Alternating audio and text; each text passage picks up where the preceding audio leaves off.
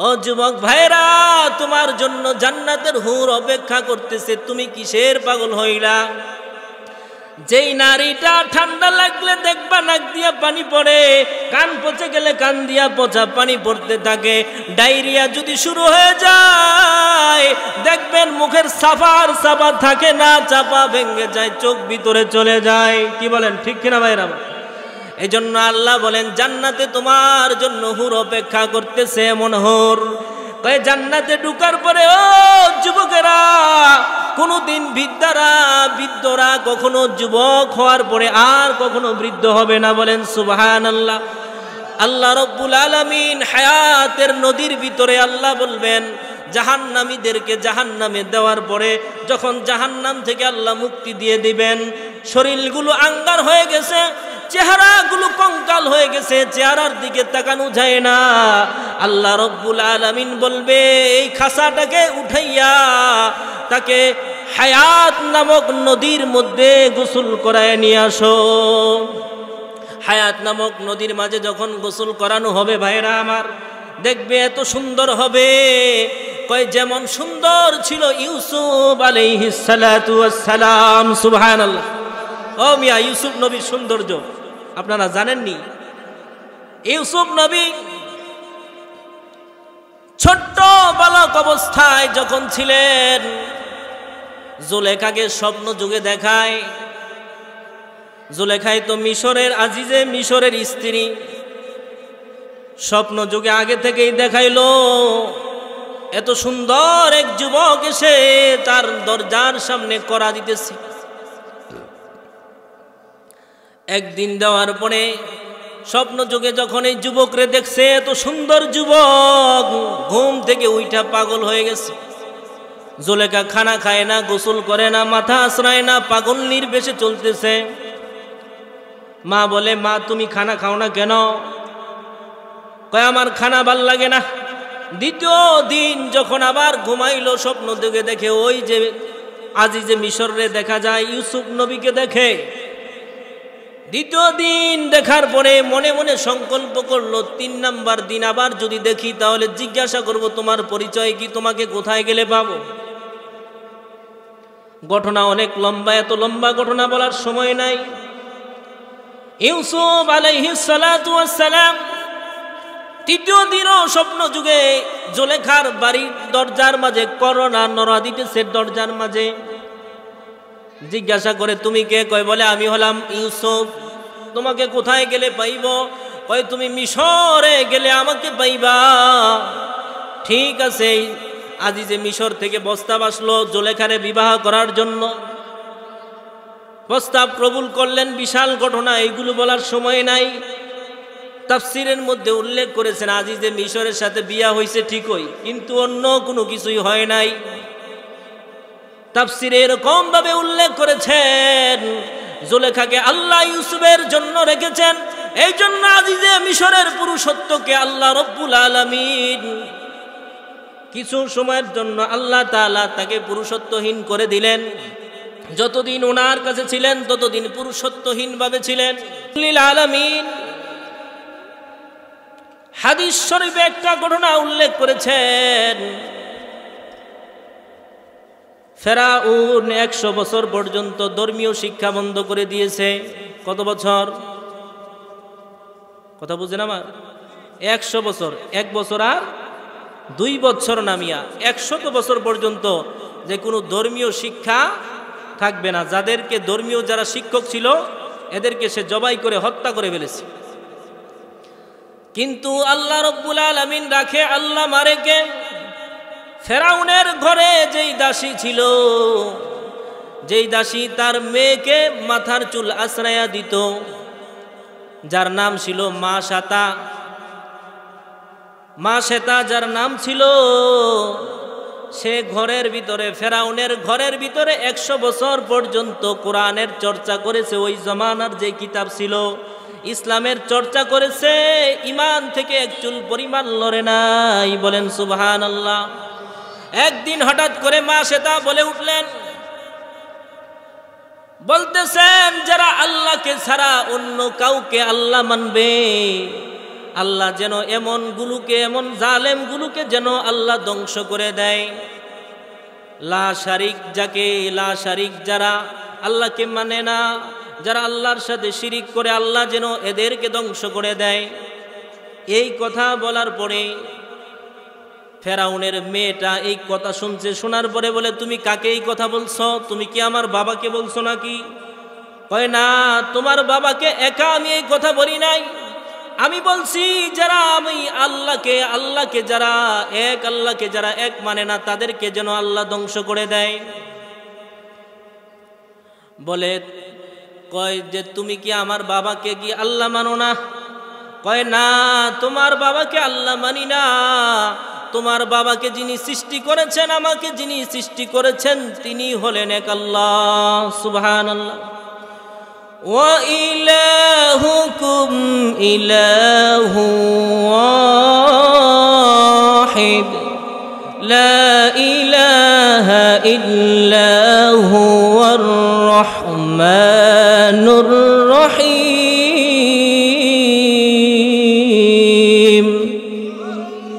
আল্লাহ হলেন একজন, আল্লাহর সাথে কোনো শরীক নাই। এই মেসেজটা, এই কথাটা ফেরাউনের দরবারে গিয়া ফেরাউনের মেয়ে কান্না করে বলতেছে, বাবা, মা শ্বেতা তো তোমাকে আল্লাহ মানে না। কয় কাকে মানে? কয় তোমাকে যিনি বানাইছেন, আমাকে যিনি বানাইছেন, তিনি বলে আল্লাহ। মা শ্বেতাকে ডাক দিলেন, তুমি আমাকে আল্লাহ মানো না কেন? মা শ্বেতা ডাক দিয়া বলে, ফেরাউন, তুই যদি আল্লাহ হইতি, তোর নাকটা কেড়ে বুসা। আল্লাহর নাক তো এরকম বুসাতে হয় না। কি বলেন? আল্লাহর চাইতে সুন্দর আরো কেউ আসেনি? আল্লাহকে কেউ দেখছেন? দেখেন নাই, কিন্তু আল্লাহ অনেক সুন্দর। দেখবেন ইনশাআল্লাহ, দেখা হবে জান্নাতে। জান্নাতের ভিতরে বিশ্ব নবী রাহমাতুল লিল আলামিন বলেন, জান্নাতের ভিতরে আমার আল্লাহ হবেন, প্রধান অতিথি হিসাবে থাকবে মুহাম্মাদুর রাসূলুল্লাহ সাল্লাল্লাহু আলাইহি ওয়াসাল্লাম। আল্লাহ রাব্বুল আলামিনের দুইটা নূর আছে, একটা নূরের নাম হলো নূরে জালালি, আর একটা নূরের নাম হলো নূরে জামালি। আল্লাহ রাব্বুল আলামিন যখন জান্নাতীদের সামনে ৭০,০০০ ফেরেশতা, ৭০,০০০ পর্দাগুলো আল্লাহ রাব্বুল আলামিন ওপেন করে দিবেন। কি করে দিবেন? ওপেন করে দেওয়ার পরে জান্নাতীরা আল্লাহকে দেখার পরে অজ্ঞান হয়ে যাবে, হাজার হাজার বছর অজ্ঞান হয়ে পড়ে থাকবে। হাজার হাজার বছর পরে যখন তাদের জ্ঞান ফিরে আসবে, হুঁশ ফিরে আসবে, তখন বলবে, আল্লাহ, তুমি আমাদেরকে দিদার দিয়েছো, মনে হয় ২-১ সেকেন্ড সময় আপনাকে আমরা দেখেছি। আল্লাহু আকবার। হাজার হাজার বছর দেখার পরেও বলবে, ২-১ সেকেন্ড দেখলাম মাত্র। আল্লাহকে দেখার পরে, আল্লাহর নূরের জালালি দেখার পরে মানুষের বেহুশ হয়ে যাবে। কিন্তু আল্লাহ যখন নূরে জামালি প্রকাশ করবেন, তখন বিশ্বনবী বলেন, পূর্ণিমার চাঁদকে তোমরা যেইভাবে দেখেছিলা, দেখতে যেমন কোনো সমস্যা হয় নাই, আল্লাহকে দেখতেও জান্নাতের ভিতরে তেমন কোনো সমস্যা হবে না। সুবহানাল্লাহ। এজন্য ভাইরা আমার, জান্নাতে যাওয়ার পরেও আল্লাহর কিছু পাগল বান্দারা বলবে, আল্লাহ যখন প্রশ্ন করবে, হে আমার বান্দারা, তোমরা কি সব পাইছনি? সব? আমার আলোচনা কিন্তু রয়ে গেছে। সব পাইছনি তোমরা? জান্নাতের ভিতরে কি সব কিছু পাইছো কিনা? সব জান্নাতীরা ডাক দিয়া বলবে, আল্লাহ, আমরা জান্নাতে সব কিছু পাইছি। সুবহানাল্লাহ বলতেন না? কিন্তু আল্লাহর একদল পাগলেরা ডাক দিয়া বলবেন, আল্লাহ, আমরা এখনো পর্যন্ত কিছুই পাই নাই। কিছুই? কি বলো কিছুই পাও নাই? মানে কি? আল্লাহ আপনারা সূরা কাফের মধ্যে বলেছেন, فمن كان يرجو لقاء ربه فليعمل عملا صالحا فليعمل عملا صالحا ولا يشرك بعبادة ربه أحدا الله أكبر ডাক দিয়া বলবেন হে আল্লাহ আব্দুল কাদের জিলানী তো বলেই ফেলছে जन्नत दोज़ख से या रब किया करो आरज़ू है मैं तुझे देखा करो हुरे गिलमन जितने नियामत आए तू सबसे बढ़कर नियामत दीदारे तू मरहबा बोलेन ও ভাইরা আমার আল্লাহর পাগলেরা বলবে জান্নাতের ভিতরে ও মালিক জান্নাত পাওয়ার জন্য তো তোমার ইবাদত আমরা করি নাই মালিক তোমাকে পাওয়ার জন্য তোমার দিদার দেখার জন্য আমরা তোমার গোলামি করেছিলাম সুবহানাল্লাহ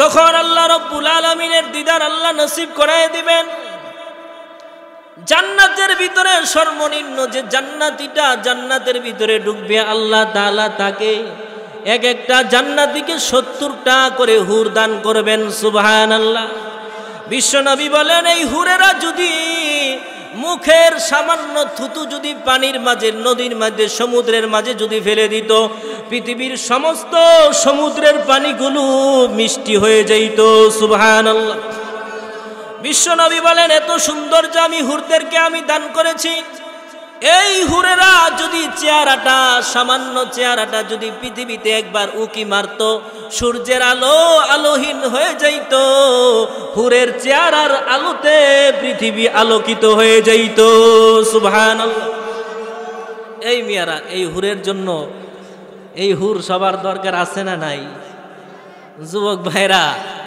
যেই হুরের পিছনে আপনারা ঘুরেন আল্লাহু আকবার এই হুর দেখবেন ঠান্ডা লাগলে নাক দিয়ে পানি পড়ে কি বলেন কানে দিয়েও মাঝে মধ্যে পানি পড়ে 1-2 দিন যদি ব্রাশ না করে দেখবেন তার কাছে যাওয়া যায় না কি বলেন আর যদি গোসল মাশাআল্লাহ 1-2 দিন না করে হ্যাঁ কি সুন্দর সেন্টের গ্রান আয় নাকি আরে না রে ভাই না রে না ও যুবক ভাইরা তোমার জন্য জান্নাতের হুর অপেক্ষা করতেছে তুমি কিসের পাগল হইলা যেই নারীটা ঠান্ডা লাগলে দেখবা নাক দিয়া পানি পড়ে কান পচে গেলে কান দিয়া পচা পানি পড়তে থাকে ডায়রিয়া যদি শুরু হয়ে যায় দেখবেন মুখের সাফার সাফা থাকে না চাপা ভেঙে যায় চোখ ভিতরে চলে যায় কি বলেন ঠিক কিনা ভাইরা এই জন্য আল্লাহ বলেন জান্নাতে তোমার জন্য হুর অপেক্ষা করতেছে এমন হুর কয় জান্নাতে ঢুকার পরে ও যুবকেরা কোনদিন বৃদ্ধরা কখনো যুবক হওয়ার পরে আর কখনো বৃদ্ধ হবে না বলেন সুবহানাল্লাহ আল্লাহ রাব্বুল আলামিন হায়াতের নদীর ভিতরে আল্লাহ বলবেন জাহান্নামীদেরকে জাহান্নামে দেওয়ার পরে যখন জাহান্নাম থেকে আল্লাহ মুক্তি দিয়ে দিবেন শরীরগুলো আঙ্গার হয়ে গেছে চেহারাগুলো কঙ্কাল হয়ে গেছে চেহারার দিকে তাকানো যায় না আল্লাহ রাব্বুল আলামিন বলবে এই খাসাটাকে উঠাইয়া তাকে হায়াত নামক নদীর মধ্যে গোসল করায় নিয়ে আসো হায়াত নামক নদীর মাঝে যখন গোসল করানো হবে ভাইরা আমার দেখবে এত সুন্দর হবে কয় যেমন সুন্দর ছিল ইউসুফ আলাইহিস সালাতু ওয়াস সালাম সুবহানাল্লাহ ও মিয়া ইউসুফ নবীর সৌন্দর্য আপনারা জানেননি ইউসুফ নবী ছোট্ট বালক অবস্থায় যখন ছিলেন জুলেখাকে স্বপ্ন যুগে দেখায় জুলেখাই তো মিশরের আজিজে মিশরের স্ত্রী স্বপ্ন যুগে আগে থেকেই দেখাইলো এত সুন্দর এক যুবক এসে তার দরজার সামনে কড়া দিতেছে একদিন দেওয়ার পরে স্বপ্ন যুগে যখন এই যুবকরে দেখছে এত সুন্দর যুবক ঘুম থেকে উইঠা পাগল হয়ে গেছে জুলেখা খানা খায় না গোসল করে না মাথা আশ্রয় না পাগল নির্বেশে চলতেছে মা বলে মা তুমি খানা খাও না কেন কয় আমার খানা ভাল লাগে না দ্বিতীয় দিন যখন আবার ঘুমাইলো স্বপ্ন দেখে দেখে ওই যে আজিজে মিশরে দেখা যায় ইউসুফ নবীকে দেখে। দ্বিতীয় দিন দেখার পরে মনে মনে সংকল্প করলো ৩ নাম্বার দিন আবার যদি দেখি তাহলে জিজ্ঞাসা করব তোমার পরিচয় কি, তোমাকে কোথায় গেলে পাবো। ঘটনা অনেক লম্বা, এত লম্বা ঘটনা বলার সময় নাই। ইউসুফ আলাইহিস সালাতু ওয়াস সালাম তৃতীয় দিনও স্বপ্ন যুগে জুলেখার বাড়ির দরজার মাঝে করোনা নড়া দিতেছে দরজার মাঝে। জিজ্ঞাসা করে তুমি কে? কয় বলে আমি হলাম ইউসুফ। তোমাকে কোথায় গেলে পাইব? কয় তুমি মিশরে গেলে আমাকে পাইবা। ঠিক আছে। আজিজে মিশর থেকে প্রস্তাব আসলো জুলেখারে বিবাহ করার জন্য। প্রস্তাব কবুল করলেন। বিশাল ঘটনা, এইগুলো বলার সময় নাই। তাফসিরের মধ্যে উল্লেখ করেছেন আজিজে মিশরের সাথে বিয়া হয়েছে ঠিকই, কিন্তু অন্য কোনো কিছুই হয় নাই। তাফসিরে এরকম ভাবে উল্লেখ করেছেন জুলেখাকে আল্লাহ ইউসুফের জন্য রেখেছেন। এই জন্য আজিজে মিশরের পুরুষত্বকে আল্লাহ রব্বুল আলামিন কিছু সময়ের জন্য আল্লাহ তাআলা তাকে পুরুষত্বহীন করে দিলেন। যতদিন ওনার কাছে ছিলেন ততদিন পুরুষত্বহীন ভাবে ছিলেন। ওই যে স্বপ্ন যুগে দেখছেন আজিজে মিশর, এদিকটা ওনার ভাইয়েরা ওনাকে বাড়ি থেকে আইনা বিশাল ঘটনা ইয়াকুব আলাইহিস সালাতু ওয়াস সালামের কাছ থেকে নিয়ে আসলেন। নিয়ে আসার পরে ওনাকে আইনা কূপে ফালাইলেন। কূপের ভিতর থেকে বণিক দলেরা উঠাইয়া ওনারে বিক্রি করে দিবেন। কে কিনবেন ওনাকে? কে কিনবেন? আজিজে মিশর ওই যে জুলেখার স্বামী, তাকে কিনবে। তার মূল্য কি হয়েছে জানেন? ইউসুফ নবীকে কেনার জন্য বলছে এই বালকটাকে যারা কিনবা তার সম পরিমাণ তাকে এক পাল্লায় রাখা হবে, স্বর্ণ মুদ্রাকে আরেক পাল্লায় রাখা হবে। সম পরিমাণ স্বর্ণ দিয়ে যদি কেউ তাকে কিনতে পারে তাহলে তার কাছে বিক্রি করা হবে। জুলেখা তো আইসা যখন বালকের চেহারা দেখলো, দেখার পরে সাথে সাথে অজ্ঞান হয়ে গেছে। কিছুক্ষণ পরে আমনে আমনে হুঁশ ফিরাইছে। কেন ফিরাইছে জানে? ওই যে স্বপ্ন যুগে যারা দেখছে এখন বাস্তবে দেখে সে অজ্ঞান হয়ে গেছে। এত সুন্দর। ও ভাইরা আমার, জুলেখা যখন তাকে নিয়ে গেল, ইউসুফ আলাইহিস সালাম যখন বালেগ হয়ে গেলেন, যৌবনে পদার্পণ করলেন, এলাকার ভিতরে রইটা গেল। সব এলাকার মানুষ বলতেছে যে আজিজে মিশরের স্ত্রী আর মানুষ পাইল না, গোলামের লেগে পাগল হইছে। কিসের লেগা? এটা আপনারা বলবেন না যে আপনাদের বাড়িতে যদি চাকরের লাগিয়া কোনো মালিকের মেয়ে পাগল হয় তো বলবেন কি যে চাকরের জন্য মালিকের মেয়ে পাগল হয়ে গেছে। এই কথা যখন পুরা দেশের মধ্যে রটায় গেছে, এই কথাটা আবার এই জুলেখার কানে আইসা পৌঁছার পরে বলতেছে এই এলাকার যত যুবতী মেয়েরা আছে সবাইকে এই মাঠের মাঝে দাওয়াত দাও। দাওয়াত দিলেন। সমস্ত দেশের সুন্দর সুন্দর নারীরা আসলেন। আসার পরে সবাইকে সারিবদ্ধভাবে দাঁড় করাইলেন। দাঁড় করানোর পরে সকলের হাতের মাঝে তাফসীরের মধ্যে উল্লেখ করে এক একটা করে কমলা লেবু দেওয়া হয়েছে। কি দেওয়া হয়েছে? এক একটা করে কমলা লেবু আর দাঁড়ালো একটা ছুরি তাদের হাতের মধ্যে দেওয়া হয়েছে। ভাইরা আমার, সবাইকে একটা করে কমলা লেবু আর হাতের মাঝে দাঁড়ালো ছুরি দেওয়ার পরে এখন ইউসুফ আলাইহিস সালাতু ওয়াস সালামকে বললেন, হ্যাঁ ইউসুফ, আমি যখন তোমাকে বলবো যে এই লাইন দিয়ে তুমি হাঁটো, ইউসুফ আলাইহিস সালামকে জুলেখা ডাক দিয়া বললেন যে তুমি এই সারি দিয়া হাঁটতে থাকো। সারি দিয়া যখন হাঁটা শুরু করলেন আর এদিকটা বললেন, হ্যাঁ যুবতীরা তোমরা ফল কাটতে থাকো। ইউসুফ আলাইহিস সালাম আসতেছেন আর এরা ফল কাটতেছেন। ফল কাটতে কাটতে তাদের হাতের আঙ্গুলগুলো কেটে ফেলেছেন। সুবহানাল্লাহ। এরা বলতেছে, ওই মহিলারা ওই সময় বলতেছে এত সুন্দর, বলে যে এটা কোনো মানুষ হতে পারে না, এটা হলো আল্লাহর তৈরি ফেরেশতা।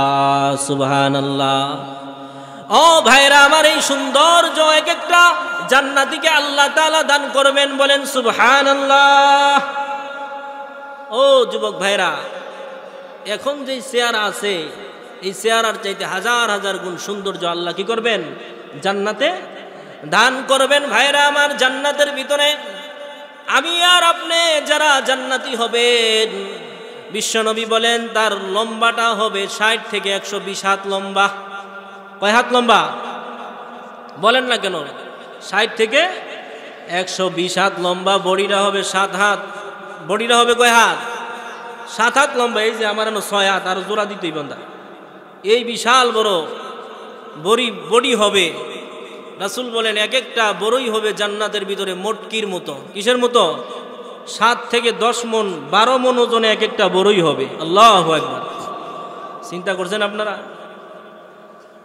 জান্নাতের ভিতরে যখন জান্নাতীরা ঢুকে যাবে ভাইরা আমার, আল্লাহ রাব্বুল আলামিন এক একজনকে এক একটা ফল দিবেন। ফলের ভিতরে ফলটা যখন ভাঙ্গা হবে, ফল ভাঙ্গার পরে দেখবে ফলের ভিতরে একটা 17 বছরের যুবতী দেখা যায়। সুবহানাল্লাহ। কয় বছরের যুবতী? 17 বছরের যুবতীরে দেখা যুবক তো আশ্চর্য হয়ে যাবে, বলবে আল্লাহ এটা কি? ফল খুললাম, ফলের ভিতরে যুবতী কেন? আল্লাহ বলবেন এটা আমি আমার পক্ষ থেকে তোমাকে উপহার দিয়ে দিলাম। সুবহানাল্লাহ। হারবালের ঔষধ ওইখানে খাওয়া লাগবে না। কথা বুঝছেন? অনেকে তো হারবালের ঔষধ বিচারে। আল্লাহু আকবার। স্বামী স্ত্রী যখন একজনে আরেকজনের সাথে মিলিত হবে, 1 মিনিট 2 মিনিট 5 মিনিট না রে মুসলমান, হাজার হাজার বছর কেটে যাবে, সময় শেষ হবে না। বলেন না সুবহানাল্লাহ। মিয়া শুনতে খারাপ লাগতেছে? যেটা বাস্তব কথা, এটা আপনাদেরকে শোনাইলাম। জান্নাতের নিয়ামত এত সুন্দর আল্লাহ তাআলা দিবেন।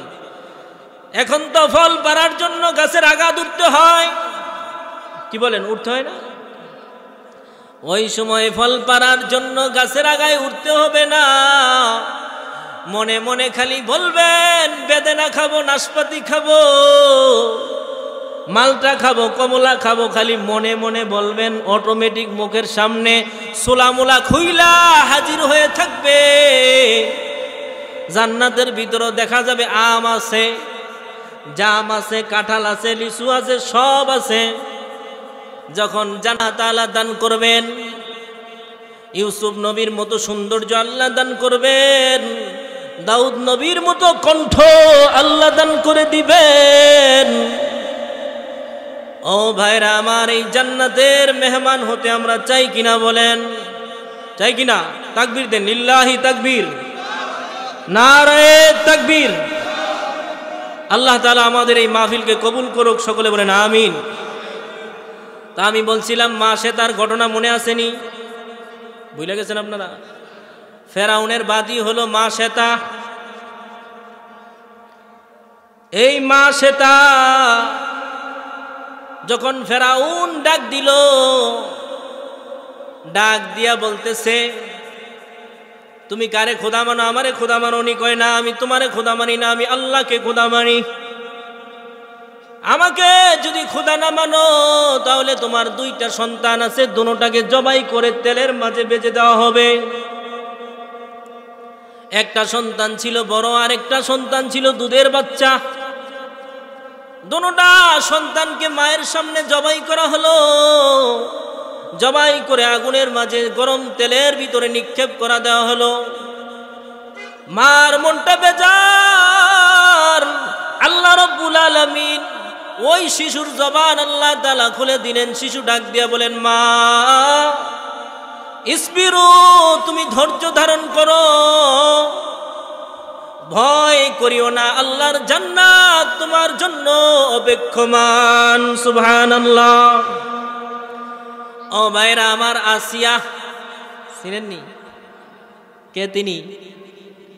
ফেরাউনের স্ত্রী। ভাইরা আমার, যখন ফেরাউন শুনতে পারিল, খবর যখন পাইল যে তার স্ত্রীও তাকে খোদা মানে না, তার মন্ত্রী বর্গ যারা আছে সবাই বলতেছে আমরা আপনারে খোদা মানি, আপনার ঘরের মধ্যে তো সমস্যা, আপনার ঘরের মানুষে আপনার কি মানে না, খোদা মানে না, তাহলে আমরা কেমনে মানি কোনছে? এই দুঃখ কি কারো কাছে বলা যায়? আল্লাহু আকবার। আসিয়াকে ডাক দিয়া বলে তুমি কি আমাকে খোদা মানো কিনা? বলে দেখো স্বামী আমার, আমি একমাত্র আল্লাহ তাআলাকে খোদা মানি, তোমাকে আমি খোদা মানি না। কয় দেখো এখনো সময় আছে, এখনো সময় আছে, ফিরে আসো। বলে না না, ফিরে আসবো না। বেঈমানদেরকে অর্ডার দিয়ে দিলেন আসিয়াকে শুলিতে চড়াও। শুলিতে চড়াইলেন। ভাইয়েরা আমার, হাতের মাঝে পেরাক মারলেন, পায়ের মাঝে পেরাক মারলেন, কপালের মাঝেও পেরাক মারলেন। এই পরিস্থিতির মাঝে আসিয়া আল্লাহকে ডাক দিয়া বলেন আল্লাহ আমাকে সাহায্য করেন। আল্লাহ রব্বুল আলামিন ফেরেশতাদের মাধ্যমে জান্নাতরা আসিয়ার সামনে তুলে ধরলেন। সুবহানাল্লাহ। এই সময় আসিয়া বলেন আল্লাহর কাছে দরখাস্ত করেন, আল্লাহ ইয়া রব্বুল আলামিন, জান্নাত যেহেতু আমাকে দেখাইছেন, আমার একটা দরখাস্ত হলো জান্নাতের ভিতরে আমাকে এমন জায়গায় একটা ঘর বানাইয়া দেন যেইখান থেকে আমি আসিয়া আপনাকে দেখতে পাই। সুবহানাল্লাহ। আল্লাহ রাব্বুল আলামিন দোয়া কবুল করে নিলেন। আল্লাহ জান্নাতের ভিতরে আসিয়ার জন্য একটা বালাখানা তৈরি করে দিলেন। বলেন সুবহানাল্লাহ। এরপরেও ঈমান ছাড়ে নাই। কি করে নাই? ঈমান। এ মুসলমান, ফিলিস্তিনের জমিনের দিকে তাকাও, দেখো ফিলিস্তিনের উপরে কি ধরনের হামলা। দিন নাই রাত্রি নাই, 24টা ঘন্টা ইহুদির বাচ্চারা, বেঈমানের বাচ্চারা আমার মায়ের উপরে, আমার বোনের উপরে হামলা চালাইতেছে। এরপরেও ফিলিস্তিনের মুসলমানেরা বেঈমানদের কাছে মাথা নত করে নাই। ঠিক কিনা ভাইয়েরা আমার? এ মুসলমান, খালেদ বিন ওয়ালিদের নাম শুনছেন নি আপনারা? 3 লক্ষের বিরুদ্ধে যিনি যুদ্ধ করে, একাই যুদ্ধ করেছেন, একা যুদ্ধ করে পুরা ময়দানকে কাঁপিয়ে দিয়েছেন। বাদশাহ হিরাক্লিয়াস ডাক দিয়া বলে তোমরা এই খালেদ বিন ওয়ালিদ রে ভয় পাও কেন?